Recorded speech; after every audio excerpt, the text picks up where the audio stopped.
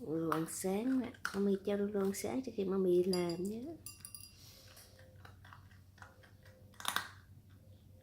Đồ ăn ngon quá ha.